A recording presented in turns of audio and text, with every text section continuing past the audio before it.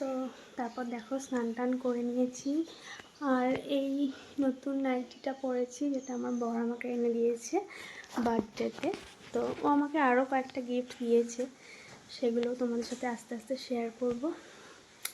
তো চলো, এখনও লাঞ্চ হয়নি, লাঞ্চের কী কী মেনু আছে সেটাও তোমাদের সাথে শেয়ার করবো। চলো দেখো, বর নিজে হাতে সাজিয়ে গুছিয়ে খেতে দিয়েছে, ও আমাকে পায়েসটাও লাস্টে এনে দিল।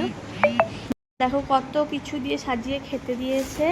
এখানে হচ্ছে ভেজ ডাল, এটা হচ্ছে শুক্তো, আর এখানে আছে মাছের কালিয়া, আর ভাত তো আছেই, তার সাথে আছে 5 রকমের ভাজা, শাক ভাজা, আলু ভাজা, পটল ভাজা, ওটা হচ্ছে বরবটি ভাজা, বেগুন ভাজা, এখানে চাটনি, দই, পাঁপড়, আর হচ্ছে পায়েস আর আম। পায়েসটা কিন্তু আমার বর নিজেই বানিয়েছে।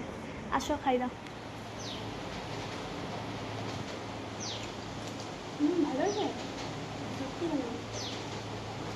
ভালো পায়েস বানিয়েছে আমার বর। বসো তুমি।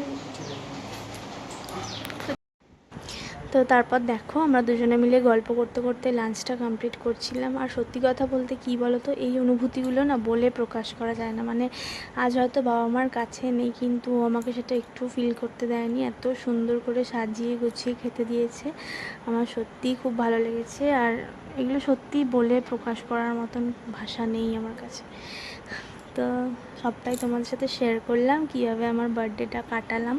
সকালবেলাটা মানে দুপুরের লাঞ্চের মেনুটা, এরপর রাতেও নিশ্চয়ই কিছু না কিছু তো হবে, ছোটোখাটো করেই।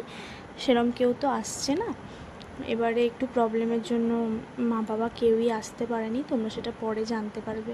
তো চলো, বাই।